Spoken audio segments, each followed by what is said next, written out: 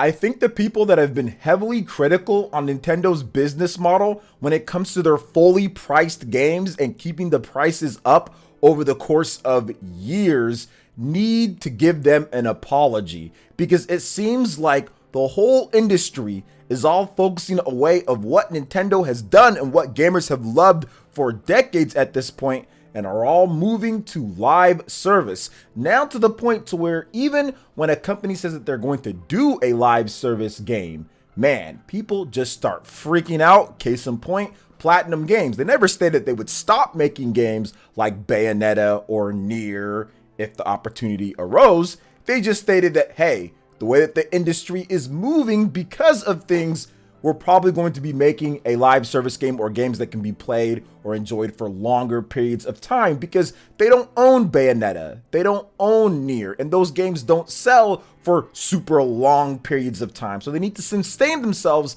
as a company. That's essentially what's going on here, but people freaked out. Everyone's so upset and crying and angry and mad over live service. Sony says they want 10 new live service games in the next few years. It is live service crazy. They are seeing how much Epic is making on Fortnite, how much Destiny is made, how much Call of Duty Warzone makes, and everyone always wants a piece of that live service pie, especially when your game goes on sale for like $10 or $20 as a big AAA title a couple months after release, like we saw routinely on the PlayStation 4 system, and how Sony has fought tooth and nail, raised the price by $10, and have fought tooth and nail to control what is going on here with how their games are distributed, and also making an all digital system for $100 cheaper and saying, hey, let's go ahead and cut off that second market. Let's get these live service games up, because it is not sustainable. It is not sustainable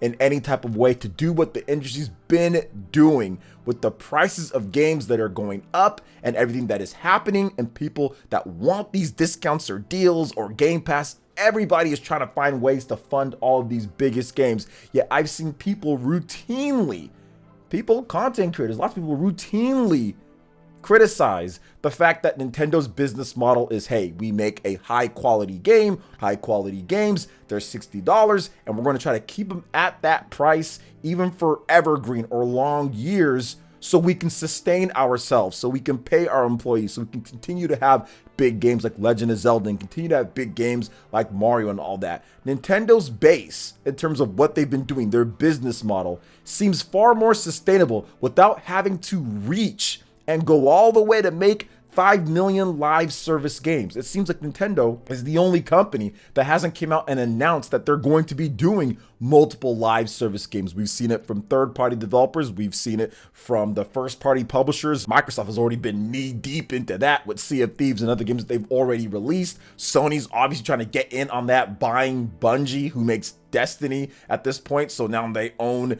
Destiny, and then also saying that, hey, we want to do a lot more live service. It looks like the new game that they're going to be making from Bungie's live service, and they want more and more to help fund these huge, increasing costing single player experiences. So I'd have to say this: the people who have criticized and what's been going on with Nintendo in terms of how they do their business pertaining to their full priced $60 games, apology is needed. Now, I'm not sitting there and saying that all of the business decisions are great. Let's not go that far. Obviously, you can talk about Nintendo Switch Online and some of the other stuff there. But at the end of the day, Nintendo's not the one that's coming out and saying we need 25 live service games in the next 1.5 years.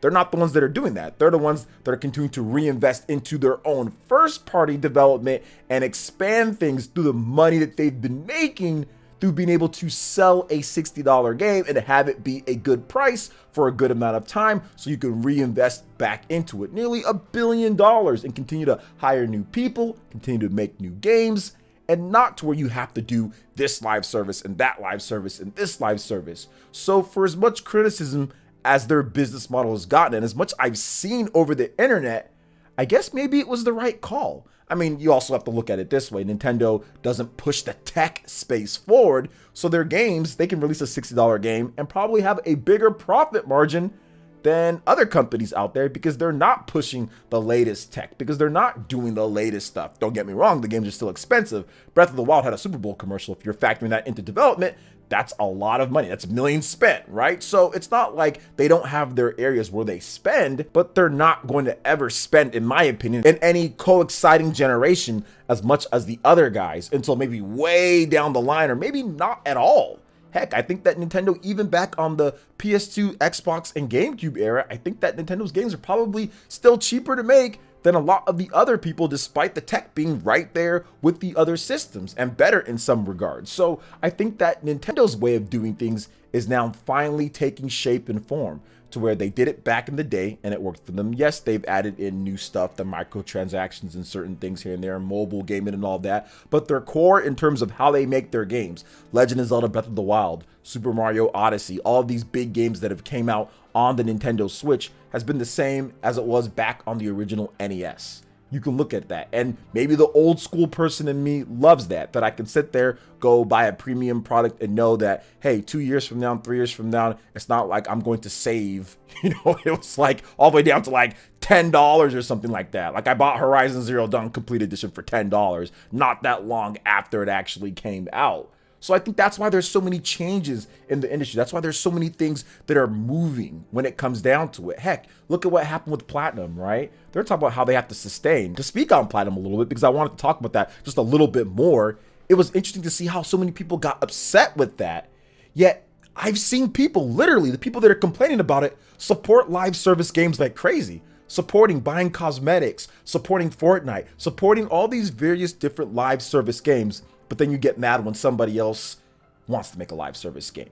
It's like you can't have it all these different types of ways. If you support live service and you love live service and you think live service is great, or if you're supporting multiple live service games, let's just say you don't love it, but you're supporting that, every other business, as it's a free business for people to get into, are going to want a piece of that live service pie if you're showing so much interest in live service games. If those numbers are up, if people are playing those instead of buying the new games that are coming out, instead of buying stuff like Tales of Arise or Scarlet Nexus, or these games that come out or that are really good and cool action games or RPGs, they're out there playing live service games all day. So companies are saying, well, wait a minute, these are really good action games. These are really good RPGs. These are really good games coming out from Japan that are super high quality, and people just forget about them. I don't know if Scarlet Nexus even sold over 1 million units. They didn't even announce it, or maybe it'll sold over 1 million, maybe once the discounts hit in, but it needs to be discounted heavily just to even get to that point. If it's not the biggest of biggest game, heck, look at Tales of Arise. That game reviewed extremely well. Won RPG of the year, did so many different things, and it's not even sniffing revenue-wise what some of these other games can do. The fact that it's still not selling up to where it needs to be shows that there is a shift in the industry, shows that people are just looking to go free to play and just play those games, and they're not supporting these other games as much. Thankfully, Nintendo's been able to have this business model where the fans kind of know, like, hey, this is the game, this is how much it's going to cost, I'm going to support it, we're going to get more of it, whatever it is, right?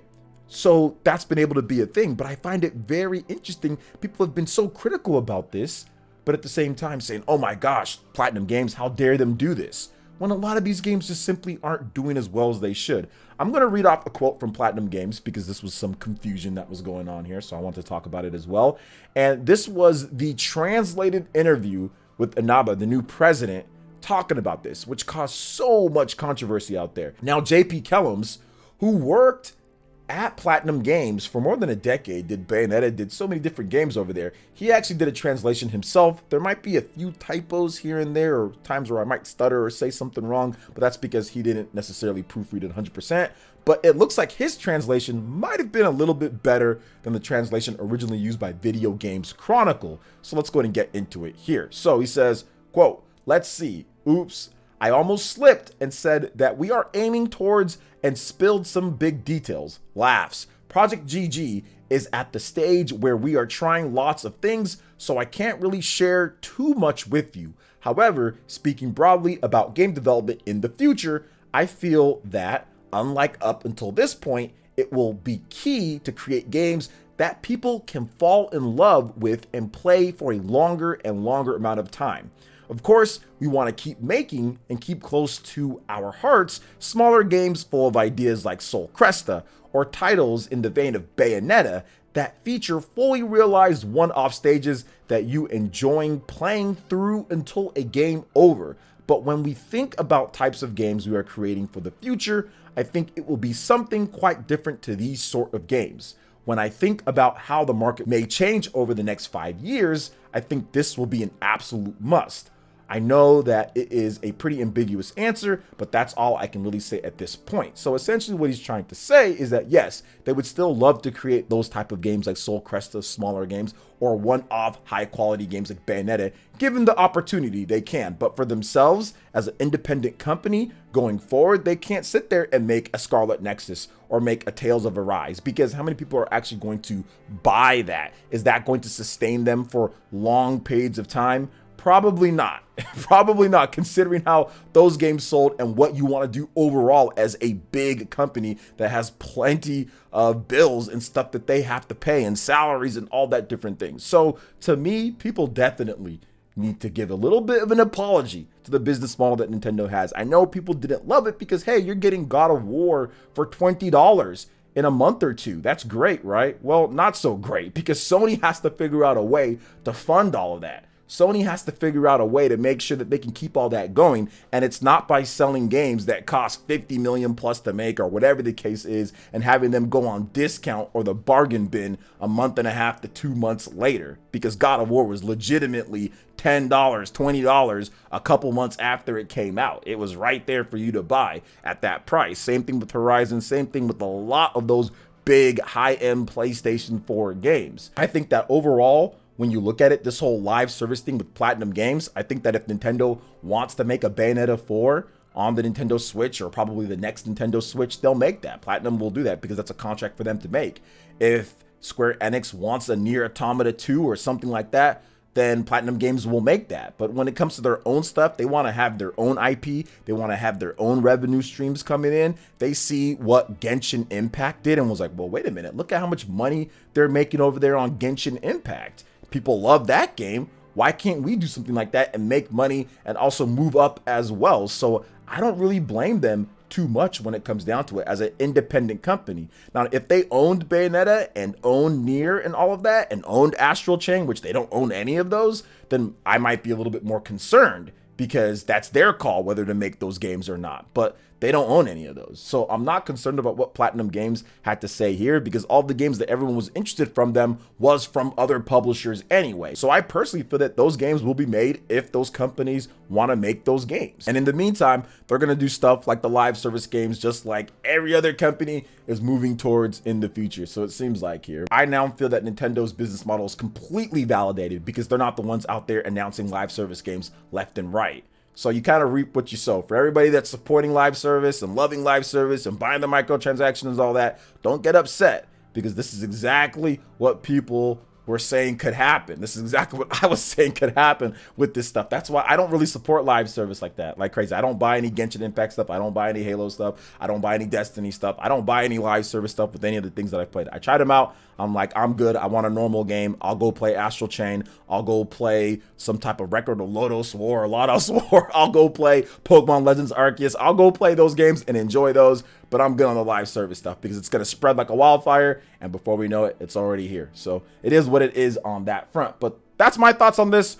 What do you guys think? Let me know in the comment section below. All right, now moving into some news topics here. It looks like there's at least one analyst that feels that Xbox is not going to acquire any type of big publishers or developers or anything like that. So Microsoft, as part of its acquisition of Bethesda, parent company ZeniMax was able to acquire its very first Japanese studio with Tango Gameworks, the Evil Within and Ghostwire Tokyo developer. The CEO of Tokyo-based game industry consultancy Kantan Games, Mr. Dr. Sirkin Toto, in an interview with Hitpoint, said it's unlikely that Microsoft will be able to acquire a big Japanese publisher. Quote, "Nothing can be ruled out in this day and age," said Toto.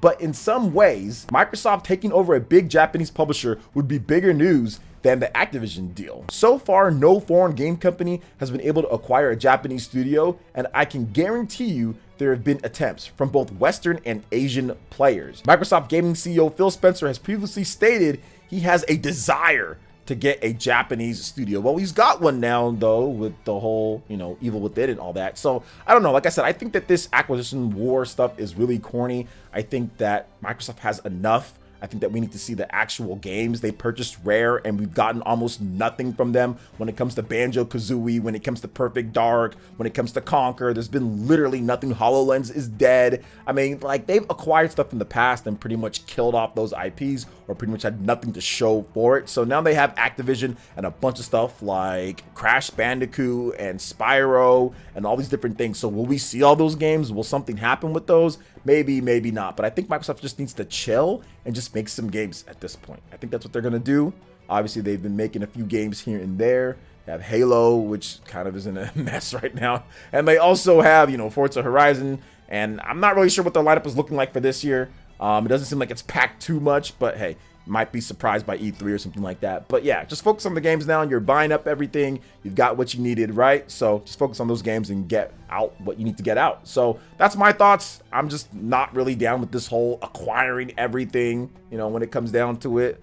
Like, it is what it is, though. But yeah, I don't really see Microsoft acquiring any big Japanese publishers at this point. I mean, I think it'll be even interesting, or I'd be surprised if Sony acquired any big Japanese publishers like Square Enix or like Capcom or anything like that. So I doubt it, but you never know, right? So what are your thoughts on this, guys, when it comes to Microsoft not going to acquire a big Japanese publisher? Let me know your thoughts in the comment section below. All right, and moving on to the next topic here. It looks like a maligned Nintendo Switch first-party IP is going to be getting a sequel, and fans aren't necessarily going to be too happy with this. So apparently the sequel in question here is 1-2 Switch, and they're calling it 1-2-3 Switch, or are they calling it 2-4 Switch? I'm joking on that part, but I'm not joking when it comes to the reports of a 1-2 Switch sequel. So the Nintendo Switch launch title, 1-2 Switch, is reportedly getting a sequel according to Zippo in a recent blog post. Quote, "The game is getting a sequel for some reason," said Zippo, followed by a picture of 1-2 Switch. 1-2 Switch is one of the most dull, lifeless, forgettable games I have ever played, and yet it's getting a sequel for some reason. It sold well, I think. I'm going to interject real quick before we get into what Emily Rogers had to say.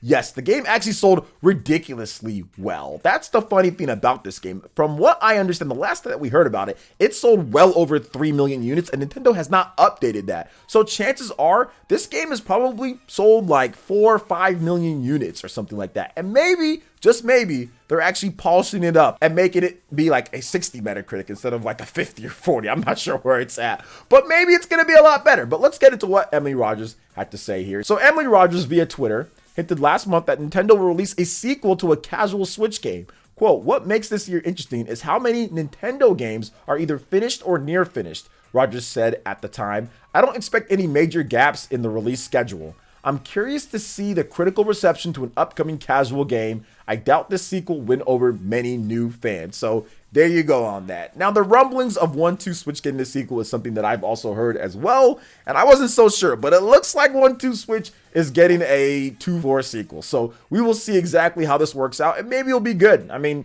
probably not, but maybe it'll be good. You never know. But I'm not a big minigame guy. I do know that there were a few games in 1-2 Switch, like the whole showdown or draw game. That was kind of cool. There was some like other like Ice Cube ones or whatever it was, or Balls ones. I'm not really sure what they did, but they did something like that. But yeah, 1-2 Switch. Are any of you guys hyped for a sequel for this? Maybe some of you guys are. I guess it can be fun playing with family and friends.